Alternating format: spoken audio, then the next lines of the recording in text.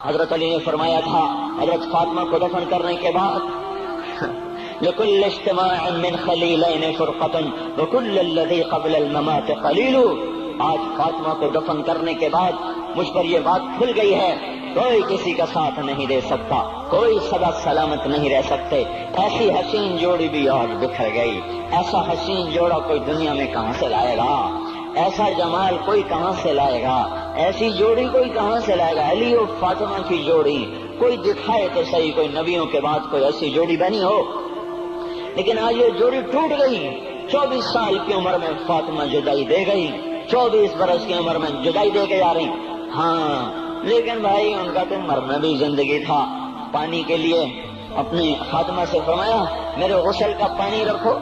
فاطمہ نے پانی رکھا، خود غسل فرمایا، پھر اس کے بعد چارپائی کو درمیان میں رکھوایا اور کپڑے پہنے اور فرمایا علی اس وقت کہیں باہر نکلے تھے، فرمایا اب میں مر رہی ہوں، میرا غسل ہو چکا ہے، مجھے دوبارہ غسل نہ دینا، یہی میرا غسل ہے اور علی کو بتا دینا. اور وہ گئی. ہاں آپ نے کہا تھا حضرت فاطمہ سے میں جا رہا ہوں، وہ رونے گئی. پھر آپ نے پھر کان میں کہا نہیں تو غم نہ کر، سب سے پہلے تو ہی مجھ سے آ کے ملے گی. پھر وہ ہنسنے لگی. حضرت عائشہ رضی اللہ عنہا دیکھ رہی تھی، پہلے روئی پھر ہنسی. تو کہا یہ کیا بات ہوئی؟ کہا مجھے میرے باپ نے کہا میں جا رہا ہوں تو مجھے رونا آیا. تو پھر انہوں نے فرمایا تو غم نہ کر، سب سے پہلے تو ہی مجھ سے آ کے ملے گی. تو پھر میں خوش ہو گئی. باپ کے جانے کے صرف 6 مہینے کے بعد ابا سے ملاقات ہو گئی. تو حضرت علی فرما رہے ہیں آج دیکھو ان افتقادی فاطمہ بعد احمد دلیل علی اللہ یدوم خلیل. آؤ دیکھو میں نے انہی ہاتھوں سے محمد مصطفیٰ کو قبر میں اتارا تھا، آج انہی ہاتھوں سے میں نے فاطمہ کو اتار دیا. آج مجھ سے کہ دنیا کا دھوکہ کھل گیا ہے، مجھے پتہ چل گیا ہے کہ یہاں کوئی دوستی سلامت نہیں رہ سکتی، کوئی گھر آباد نہیں رہ سکتا. کل بیت ان طالت سلامتها یوم ستدرکها النکباء والحباب. او میرے بھائیو، کوئی گھر کتنا آباد رہے، سلامت رہے، ایک دن آتا ہے کہ مکڑی کے جالوں کے سوا وہاں کچھ نہیں ہوتا، ہواؤں کی سنسناہٹ کے سوا وہاں کچھ نہیں ہوتا. اللہ کا واسطہ دیتا ہوں فیصلہ آباد سے دھوکہ نہ کھاؤ، اس کے بازاروں سے دھوکہ نہ کھاؤ، ہوش میں آؤ ہم غلط جا رہے ہیں. اور میرے بھائیو اگر مر کے اللہ کے پاس جانا ہے تو اس زندگی سے واپس آؤ، میں اللہ کو اس کے رسول کا واسطہ دیتا ہوں. اگر مر کے کہیں اور چلے جانا ہے، اگر مر کے اللہ کے پاس نہیں جانا یا اللہ کے رسول کا سامنا نہیں ہے، جو مرضی کرو. پھر ہم بھی چھوڑیں، اب ہمیں بھی کچھ سمجھاؤ. ہم کیوں بول کے گلے کی ایک رگ میں درد اتار بیٹھے؟ گھر چھوڑ سارا وجود ہڈیوں میں درد اتر گیا ہے. تو کچھ ہمیں بھی راستہ بتاؤ کہ یہ راستہ ہے، اس پہ موج میلہ بھی ہوگا، اللہ بھی نہیں ملے گا. آؤ ہم سب پھر ہم بھی مل کر تمہارا ساتھ دیں. ہم کیوں ایسے کھاری اٹھائے ہوئے در کی ٹھوکریں کھاتے پھر رہے ہیں؟ میرے بھائیو، اور اگر ایسا کوئی راستہ نہیں ہے، اور میں بتا رہا ہوں کوئی نہیں ہے، میرے پاس کوئی مضمون نہیں بیان کرنے کو. میں یہ نوجوانوں کو دیکھتا ہوں میرے بند ٹوٹ جاتے ہیں، میں دیوانہ ہو جاتا ہوں کہ میں ان کے کیسے دلوں میں اتر کر ان کے دلوں کی لگاموں کو اللہ کی طرف پھیر دوں اور اس کے رسول کی طرف پھیر دوں.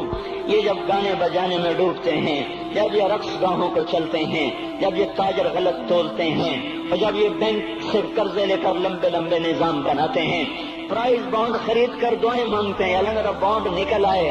او میرا بھائی تجھے کیا ہو گیا؟ تو جوئے پر دعائیں کر رہا ہے کہ یا اللہ میرا بانڈ نکال دے. میں کیسے ہوش میں لاؤں؟ میں تو خود مدہوش ہو چکا ہوں. میں تو صدمے جیسے آدمی کو پاگل کر دیتے ہیں، دیوانہ کر دیتے ہیں. وہ دیوانگی کی کیفیت ہے کہ کوئی سنتا ہی نہیں، کوئی مانتا ہی نہیں. 4 دن کے تھوڑی دیر کے لیے ہائے کرتے ہیں، پھر وہی ڈگر، وہی راہیں، وہی غفلت، وہی صبحیں، وہی شامیں. کہاں سے کوئی آئے گا؟ کون سی آواز آئے گی؟ کوئی قیامت کے کڑکا کو سننا چاہتے ہو؟ کیا آسمان کے دھماکے سن کے توبہ کرنا چاہتے ہو؟ کیا آسمان کی بجلیوں کو کونجتا دیکھ کر پھر توبہ کرو گے؟ یا زمین کے کلیجے کو پھٹتا دیکھ کر پھر توبہ کرو گے؟ یا سمندر کی بکھری موجوں کو چڑھتا دیکھ کر پھر توبہ کرو گے؟ یا ہواؤں کے جھکڑ بگولوں کو دیکھ کر پھر توبہ کرو گے؟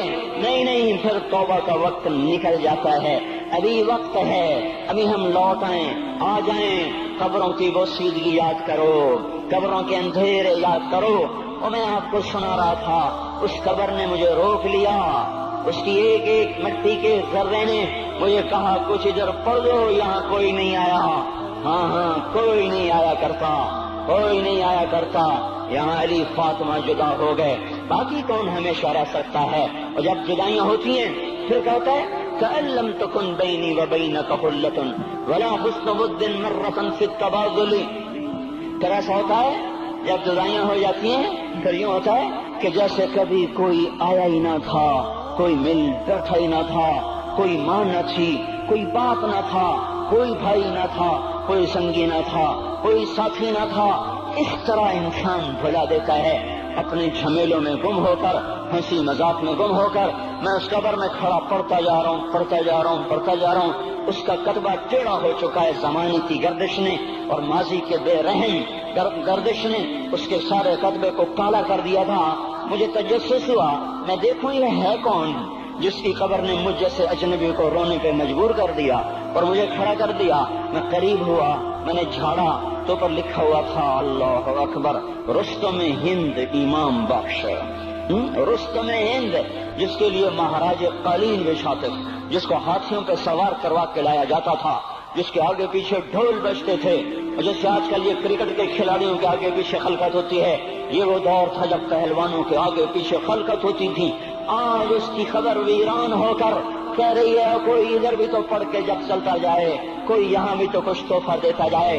میرے محترم بھائیو، جب موت آئے گی تو کوئی اولاد یاد نہ کرے گی، کوئی ماں باپ یاد نہ کریں گے، مائیں لال بھول جاتی ہیں، ماؤں کو بچے بھول جاتے ہیں، ماؤں کو بچے بھول جاتے ہیں، باپ اولادیں بھول جاتے ہیں، بیویوں کو خامن مل جاتے ہیں، خامدوں کو بیویاں مل جاتی ہیں، یاروں کو یار مل جاتے ہیں۔ وہ تو ہم ہیں جو جا کے تہہ خاک سو جاتے ہیں، اکیلے تنہا زندگی کا سفر شروع ہو جاتا ہے۔ علی بن ابی طالب جیسا شاہ سوار، اللہ تعالیٰ کا مکرم محبوب انسان، جس کو اللہ کے نبی نے کہا علی تجھے بشارت ہو، جنت میں تیرا گھر میرے گھر کے سامنے ہوگا، اتنی بڑی بشارت علی تجھے مبارک ہو، جنت میں تیرا گھر میرے گھر کے سامنے ہوگا۔ اتنی بڑی بشارت کا لینے والا، روزانہ کی رات کی فریاد، مجھے تو پتہ نہیں کہ میرا یہ بیان قبول ہے کہ مردود ہے، آپ کو پتہ نہیں آپ کی آمد قبول ہے کہ مردود ہے۔ آج 25 روزے رکھتے ہوئے ہو گئے، کچھ پتہ نہیں اللہ تعالیٰ قبول کرے گا یا رد کر دے گا۔ بڑی ذات ہے، آج تک زندگی میں کوئی ایک عمل بھی نظر نہیں آتا جس پر ہم دعویٰ کر سکیں یہ کام تو میرا اللہ کو بڑا پسند آئے گا اور میری بخشش کا سامان ہو جائے گا۔ ہم فقیر لوگ ہیں میرے بھائیو، ہماری معیشت اتنی خراب نہیں ہوئی جتنا ہمارا ایمان خراب ہو گیا ہے۔ ہمارا فقیر اس کا چولہا ٹھنڈا ہوا ہے، ہمیں اس کا درد ہے، لیکن اس کے چولہے ٹھنڈے ہونے کا اتنا درد نہیں ہے جتنا اس کے ایمان کی انگیٹھیاں سرد ہو چکی ہیں، جتنا یہ درد ہے، کیونکہ یہ فقر مالداروں کو بھی حاصل ہے۔ یہ فقر پوری دنیا پہ چھا چکا، مالدار بھی فقیر ہیں، دکاندار بھی فقیر ہیں، تاجر زمیندار بھی فقیر ہیں۔ آج جو جتنا بڑا دنیا دار ہے وہ ایمان کا اتنا بڑا فقیر ہو چکا ہے، وہ بھکاری ہو چکا ہے۔ کچھ نہیں ہمارے پاس، کوئی دعویٰ نہیں زندگی بھر کے کسی ایک عمل پر، جن کو جنت کے پروانے مل گئے۔ علی کا گھر میرے گھر کے سامنے، فاطمہ میری بیٹی جنت کی عورتوں کی سردار، حسن حسین جوانوں کے سردار جن کو جنت کے پروانے ملے۔